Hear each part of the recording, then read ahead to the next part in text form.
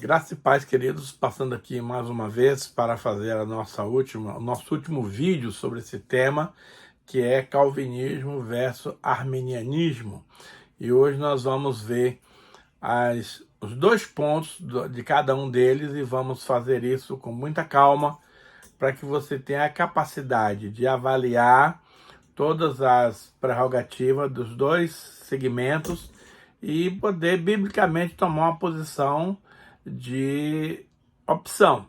Mas antes de começar o nosso assunto de hoje, nós queremos orar pedindo a bênção, a graça e a unção do Espírito Santo para essa ministração. Senhor Deus e amado Pai, eu quero neste momento lhe agradecer pelo privilégio que o Senhor me concede de ministrar a tua palavra para a tua igreja, para os teus filhos, e peço, Senhor, que o Senhor me ajude, que o Senhor libere sobre mim uma unção poderosa, para que essa palavra seja viva e eficaz para aqueles que escutam. Também eu quero pedir, Senhor, que tu liberes uma unção poderosa para aqueles que vão ouvir essa mensagem, que o Senhor lhes conceda espírito de revelação e espírito de sabedoria no pleno entendimento da tua palavra. E desde já, meu Pai, nós queremos dar a ti toda a honra, toda a glória e todo louvor, em nome do Senhor Jesus. Amém.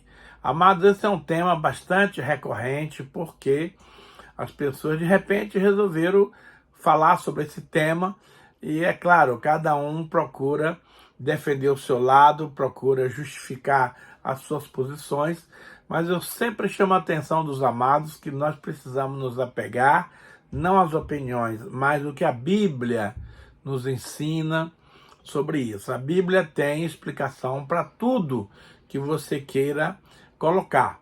Então não adianta a gente querer seguir a linha do fulano, do Armínio, ou a linha do Calvino, porque foram grandes homens de Deus, porém eles não são perfeitos. É preciso que você pegue essas colocações e submeta-se à palavra de Deus. E é nisso que eu me proponho, nessas últimas duas ministrações, falar da apologética, ou seja, da defesa, né, de cada tema baseado nos versículos bíblicos. Então hoje nós vamos falar sobre a graça irresistível do ponto de vista calvinista. Olha só, o Espírito Santo é quem convence os eleitos, infundindo neles a fé salvadora, que não resistem à graça de Deus. O fiel, salvo por Deus, jamais abandonará a graça concedida. Veja, em João 16, 8, 11, Jesus está falando a respeito do Espírito Santo, porque enquanto Jesus estava pessoalmente aqui na terra, o Espírito Santo estava no céu. E ele estava num momento de transição. Ele iria morrer, ressuscitar, ele ia subir para o Pai, e certamente ele iria enviar o Consolador, o Espírito Santo, para estar conosco em todos os lugares, em todos os momentos. E é isso que a palavra fala aqui em João 16, de 8 a 11. Ele diz assim: quando ele vier, Jesus está falando do Espírito Santo, convencerá o mundo do pecado, da justiça e do juízo. Do pecado, porque não creem em mim. Da justiça, porque eu vou para o Pai e não me vereis mais. Do juízo, porque o príncipe deste mundo já está julgado. Veja bem, é muito importante você entender que o ser humano, por causa do pecado lá no Éden, ele se tornou com uma natureza depravada. O ser humano é incapaz de, por si só, buscar a Deus para receber a sua salvação. Ele, às vezes, nem acredita, não está interessado. Mas acontece, amados, que Deus amou o mundo, você e a mim, de tal maneira que deu o seu Filho único, Jesus, para todo aquele que nele crê, não pereça, mas tenha a vida eterna. Então, a iniciativa de convocar o homem à salvação não vem do próprio homem, vem de Deus.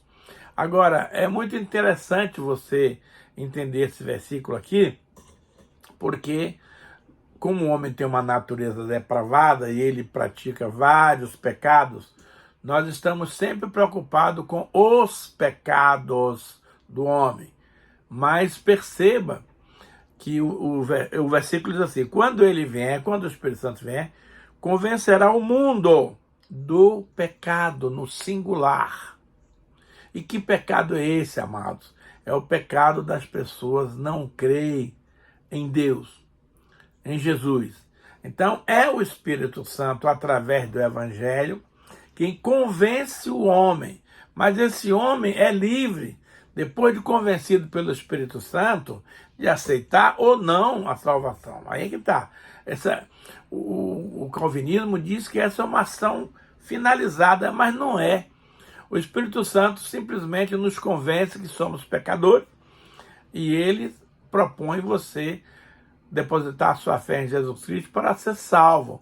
Mas muitas pessoas recebem essa revelação, entendem, reconhecem que são pecadores, mas preferem continuar vivendo a vida maluca que viveu-se até agora. Então, veja bem, o maior pecado que um ser humano comete não são aqueles que ele trouxe lá do seu DNA por causa do pecado de Adão. Não. É o pecado de não crer em Jesus como nosso único Senhor e Salvador. Então, o Espírito Santo convence, né? Mas ele não obriga, ele não impõe, ele não empurra a goela abaixo que você tem que aceitar essa salvação. Ele convence, como também está dizendo aqui, que convencerá o mundo da justiça, porque eu vou para o Pai e não me vereis mais, e também do juízo, porque o príncipe desse mundo já está julgado.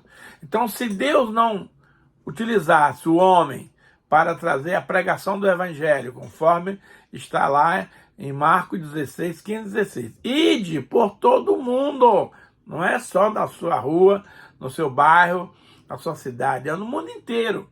Ide por todo mundo, pregai o Evangelho a toda criatura. Ora, pregar o Evangelho, amado, é ação do ser humano, mas explicar, conscientizar, convencer pelo esse Evangelho a sua condição de pecador e a necessidade de um Salvador, só o Espírito Santo pode fazer isso e faz. Mas mesmo assim, Deus dá o direito da pessoa escolher se quer ou se não quer. Então, esse negócio de dizer que todo mundo vai ser salvo, aqueles que Deus já predestinou, é conversa fiada. Porque mesmo com todas as explicações, o homem é livre para dizer, não quero isso, e continuar no seu estado pecaminoso. Então, preste muita atenção que Deus não impõe nada para ninguém. O diabo não leva ninguém para o inferno à força.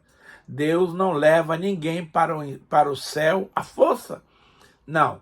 Ele mostra os parâmetros, e nós vamos ver aqui no final dessa ministração, que Deus nos manda escolher.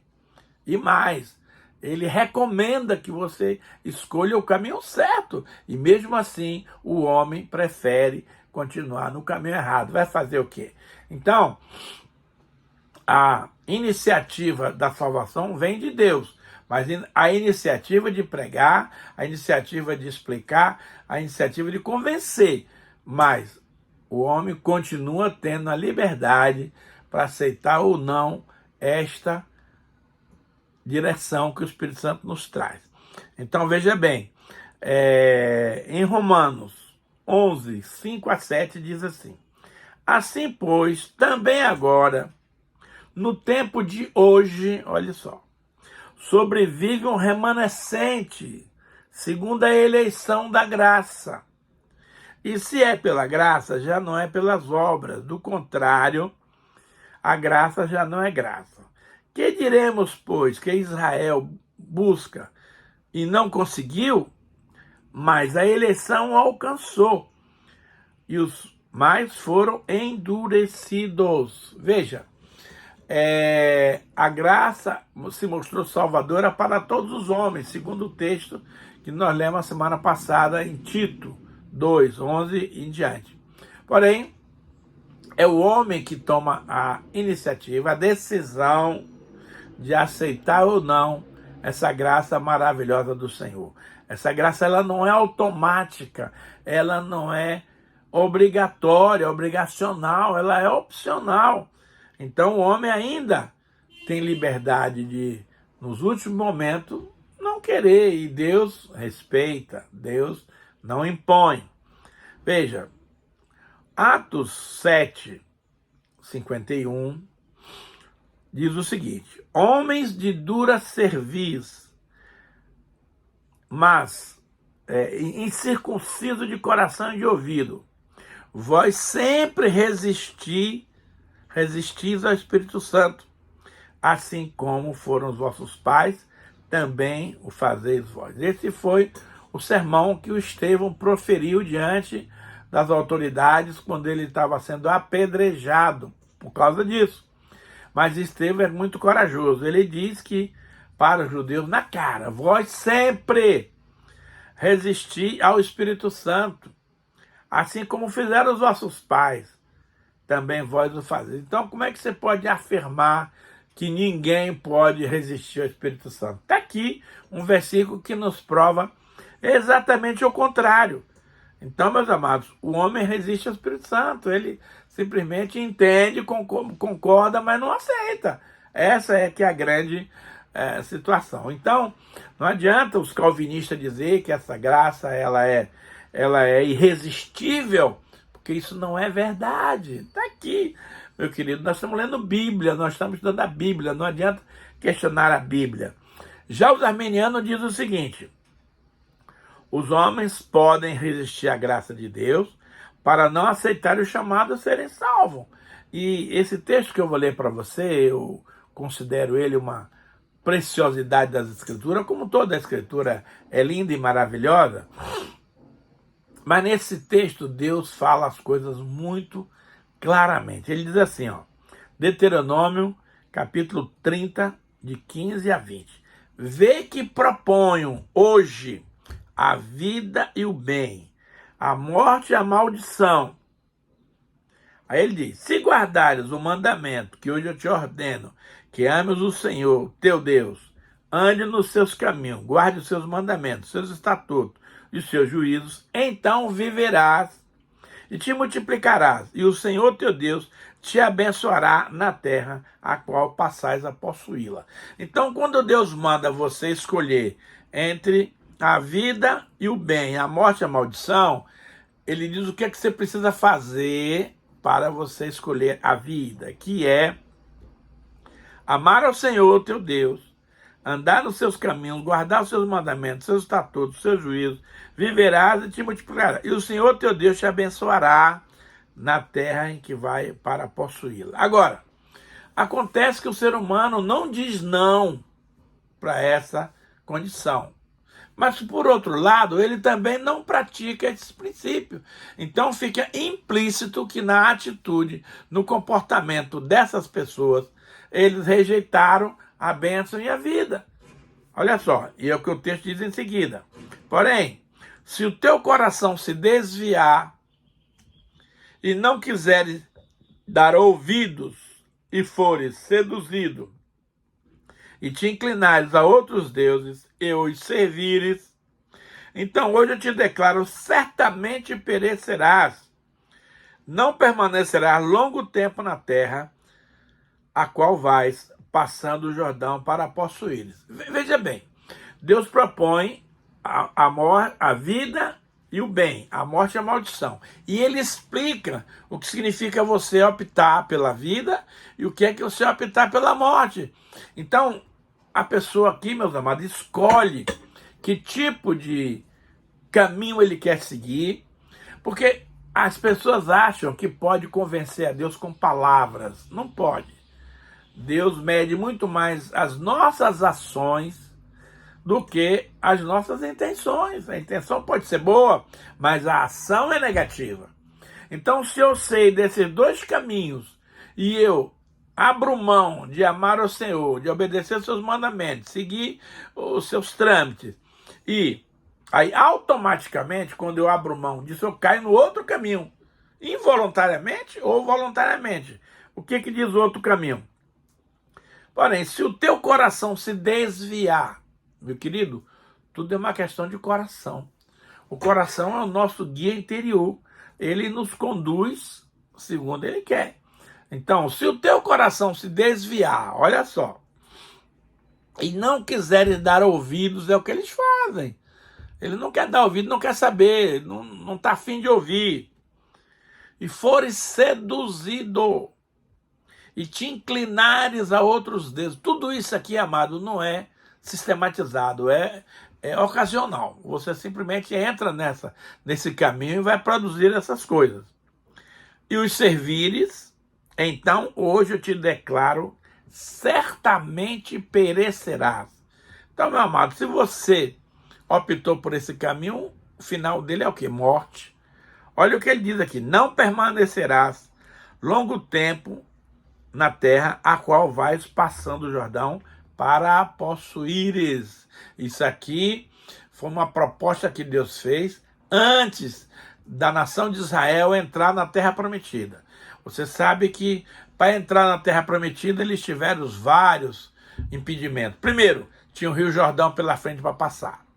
E Deus fez secar o rio para eles passarem. Segundo, Jericó era uma fortaleza inexpugnável.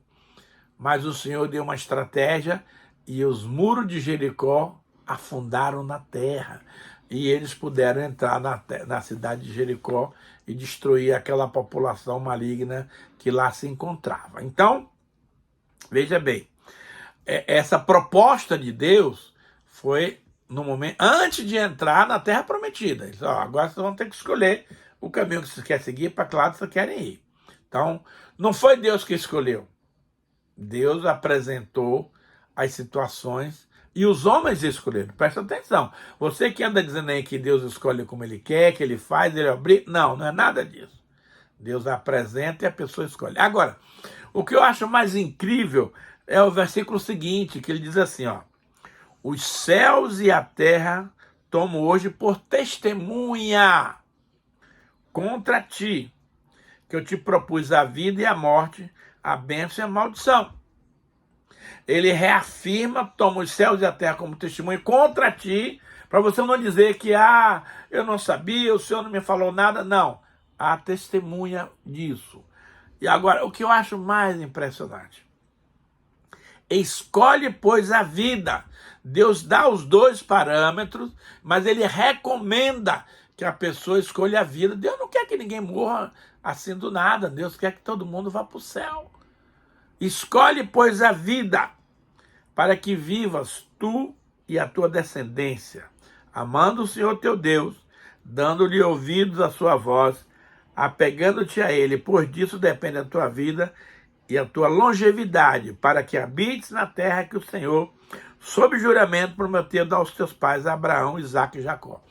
Então veja bem, depois que Deus deu lá as descrições dos dois caminhos, ele chega agora aqui e fala: olha, eu vou tomar os céus e a terra como testemunho contra ti, que eu te propus a vida e a bênção, a morte e a maldição. Escolhe, pois, a vida. Olha só, para que vivas tu e a tua descendência. Então, a questão aqui não é só para os líderes de Israel, é para as famílias de Israel. Então, Deus quer que eles realmente façam a escolha certa para que eles vivam, para que eles sejam salvos. Agora, olha o detalhe aqui que eu falei antes, Marcos 16. E disse-lhes: ide por todo o mundo, pregai o evangelho a toda criatura. Quem crê e for batizado será salvo. Quem, porém, não crê será condenado. Por que que Deus quer que esse evangelho seja pregado para todas as criaturas? Resposta: para que ninguém se justifique dizendo: eu não aceitei Jesus porque eu não sabia. Você sabia, e não só as pessoas pregaram, como o Espírito Santo te convenceu. Só que você não quis. Olha aqui. Quem crê, agora, além de crer, tem um segundo passo: ser batizado. Quem crê e for batizado nas águas será salvo. Agora, a segunda parte é automática. Quem, porém, não crê, já está condenado. Querido, a resposta da salvação é tua. Deus quer que você se salve. Deus já proveu as palavras, o evangelho, para lhe convencer. Deus proveu Jesus que pagou o preço na cruz. Agora, se você não quer, Deus simplesmente lava as mãos, cruza os braços e deixa você seguir seu próprio caminho. A última questão do arminianismo e calvinismo é perseverança dos santos. A palavra já está dizendo, perseverança. Olha, todos os eleitos vão perseverar até o fim e chegar ao céu. Não é verdade. Muita gente boa vai desistir no meio do caminho. Uma vez salvo, sempre salvo. Isso não existe, meu amado. Por quê? O diabo vai fazer de tudo para lhe tirar do caminho, para lhe tirar da bênção. Olha só. Ao atender a sua vocação divina, o homem assume a sua fé para sempre. Não existe isso. E não a abandona nem mesmo nos momentos de dificuldade. Olha, Tiago diz assim, deixa eu ler, esse texto está lá na frente, mas eu vou ler já agora. Tiago diz assim, meus amados,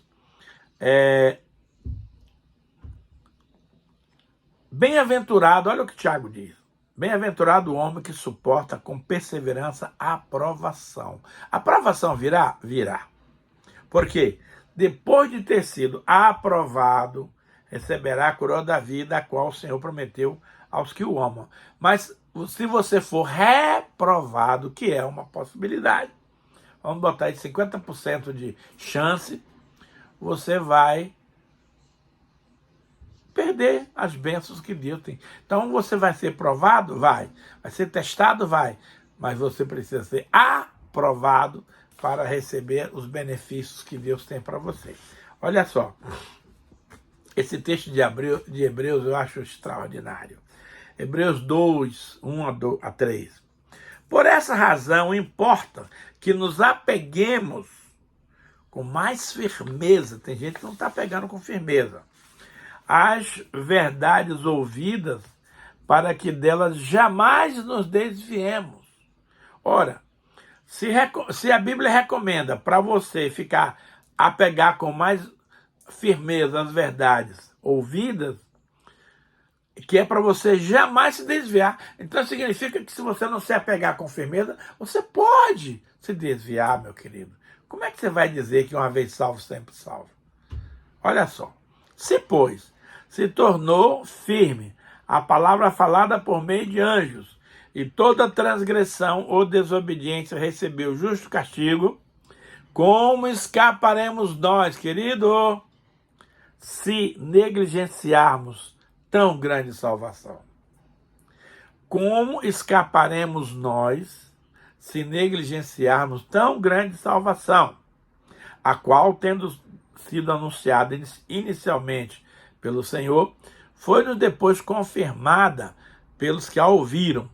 Veja, amados, ele diz aqui que toda transgressão e desobediência recebeu justo castigo. Meu amigo, você quer continuar salvo? Parabéns. Então você não transgrida as leis do Senhor, nem desobedeça os mandamentos do Senhor.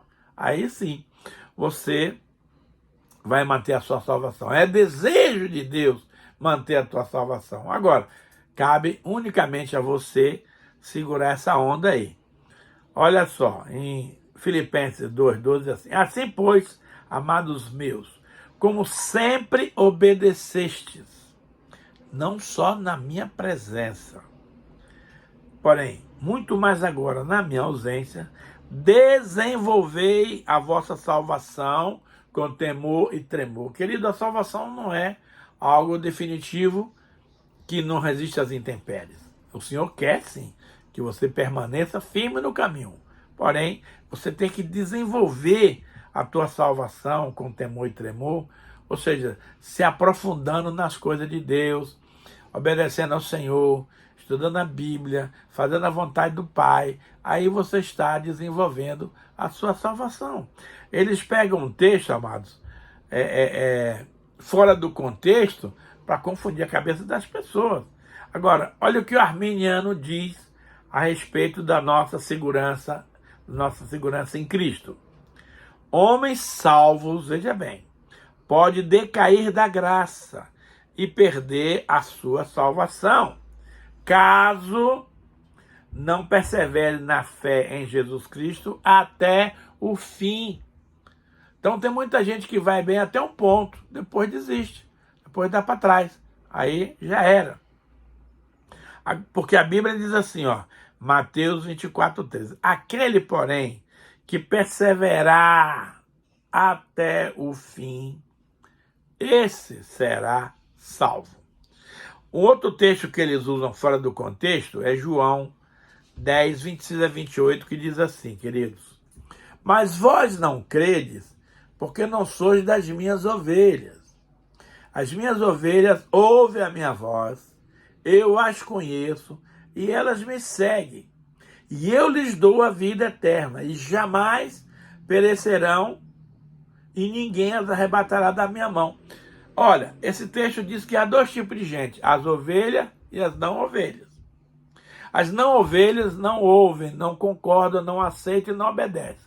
Então, se você se diz ovelha do Senhor, mas está desobedecendo, lamento lhe informar que você não é ovelha. Aqui está claro. Vós não credes, porque não sois das minhas ovelhas. Jesus sabe quem é a ovelha dele e quem não é. E você devia saber também. Olha só. Então, você não crê porque não é das minhas ovelhas.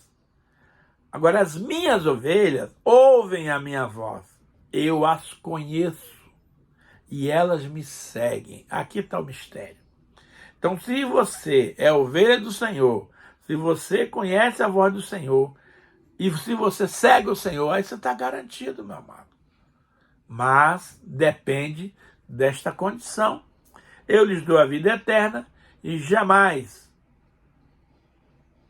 perecerão. Ninguém as arrebatará da minha mão. Então, observe que as coisas não são automáticas, existem condições para você encarar. Outro tema que eu gosto muito, Apocalipse 2:10. Não temas as coisas que tem de sofrer. Nós vamos passar por situações para nos provar. Eis que o diabo está para lançar em prisão alguns dentre vós, para ser dispostos à prova. Amado, você está sendo provado sempre para entrar no reino de Deus. E tereis tribulação de 10 dias. Agora olha a recomendação. Ser fiel até a morte, e dar-te-ei a coroa da vida. Não é para desistir, é para enfrentar as tribulações e vencê-las em Cristo Jesus. Bem-aventurado o homem que suporta com perseverança a aprovação, já falei esse versículo, porque depois de ter sido aprovado, receberá a coroa da vida, a qual o Senhor prometeu àqueles que o amam.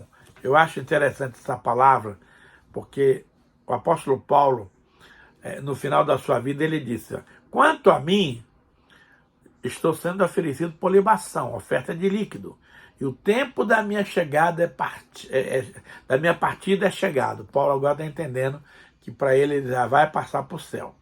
Combati o bom combate, completei a carreira, guardei a fé. Querido, a vida cristã é uma vida de combates o tempo inteiro, porque nós temos um inimigo que é Satanás, e ele vai fazer de tudo para te tirar do caminho, para te tirar da bênção.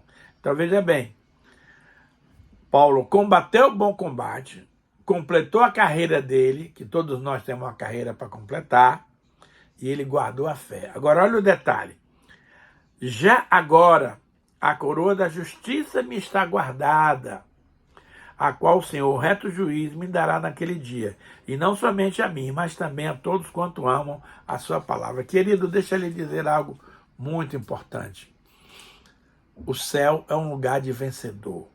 E se você quer ir para lá, não vacile, não titubeie, não deixe se enganar por qualquer palavra de quem quer que seja. Seja firme, conquiste a sua coroa para que ninguém a tome. O tempo está embora, temos que orar. Senhor, muito obrigado por essa palavra. Que privilégio, Senhor, saber que em Ti o Senhor nos ama tanto, providenciou tudo de bom para nós e nós não podemos recuar, nós não podemos dar para trás. Abençoa, Pai, aqueles que nos assistem, dar a eles entendimento naquilo que eu não fui capaz, Senhor, de explicar, que o Espírito Santo complete a obra no no coração de cada um dos nossos ouvintes. A Ti, Pai, toda a honra, toda a glória e todo louvor, em nome de Jesus.